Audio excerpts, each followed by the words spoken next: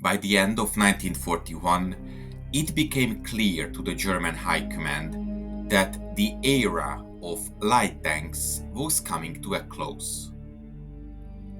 The Panzer II, once a versatile combat workhorse, was now facing adversaries with armor that rendered its 20mm autocannon largely ineffective.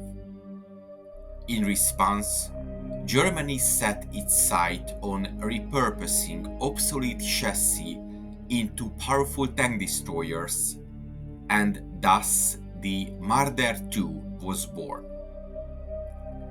The genesis of the Marder II was closely tied to the appearance of the T-34 and the spoils of early Eastern Front campaigns. Prior to the invasion of the Soviet Union, the German armed forces were not aware of the newly developed Soviet T-34 tank.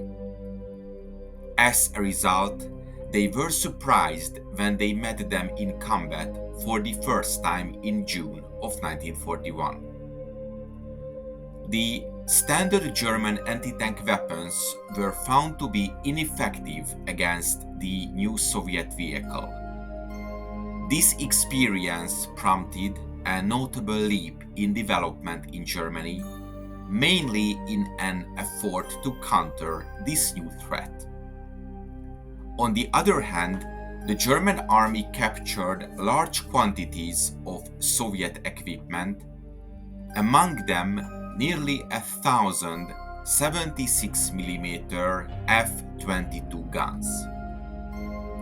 These trophies sparked a new idea. Designated in German service as the Panzerabwehrkanone or PaK 36, so anti-tank gun 36 with Russian origin, these captured guns boosted the anti-tank firepower needed to combat the robust Soviet armor. However, the F-22 was a bulky piece of equipment. Its combat weight of 1,600 kilograms meant that mobility was severely compromised when trying to maneuver it off-road.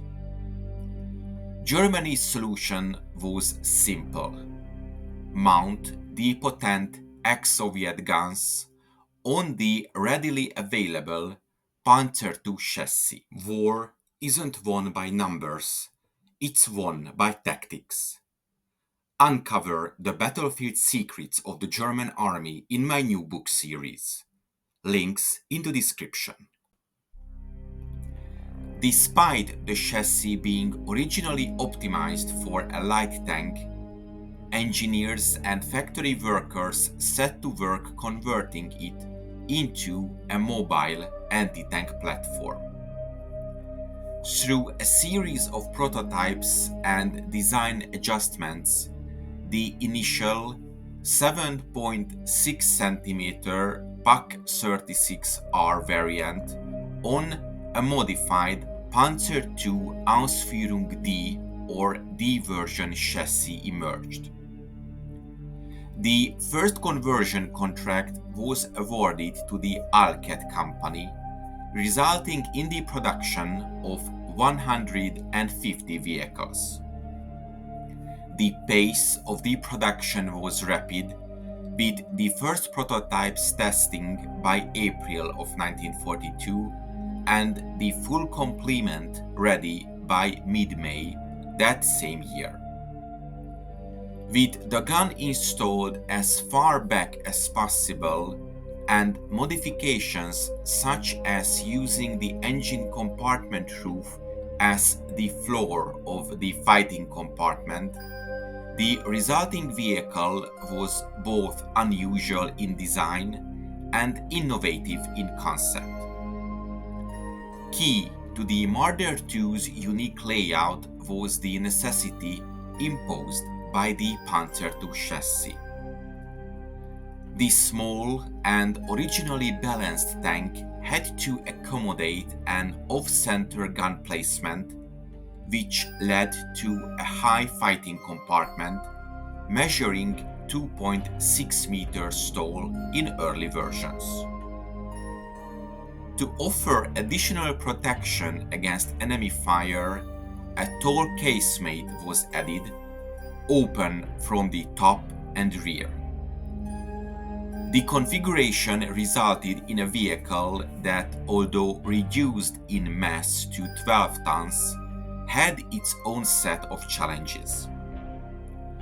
With an ammunition capacity limited to only 30 rounds in the initial design, crews frequently contended with cramped spaces that even forced some units to improve extra storage solutions for personal gear.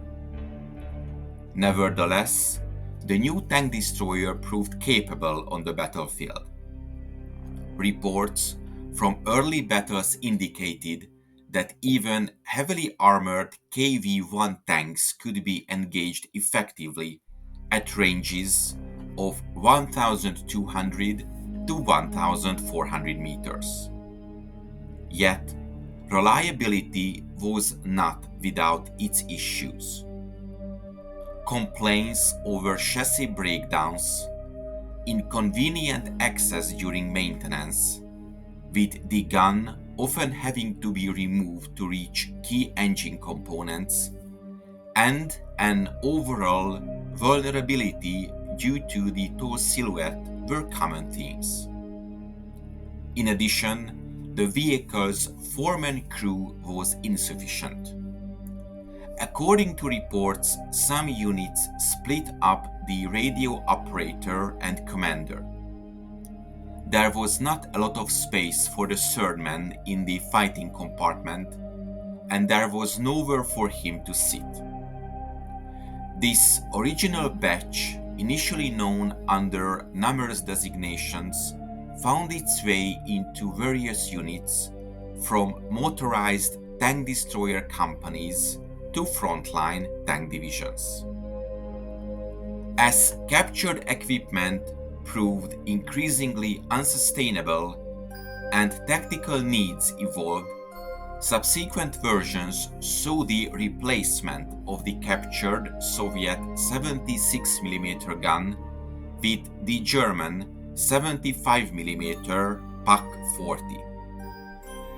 This new variant, built on the Panzer II Ausführung F or F version chassis, featured a more compact fighting compartment with a reduced height of 2.2 meters and an improved layout that increased ammunition capacity to 37 rounds.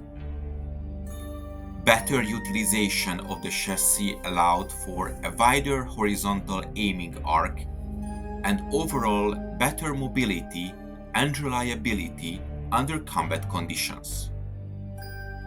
The engine and gearbox on the right side allowed for a better layout of the fighting compartment.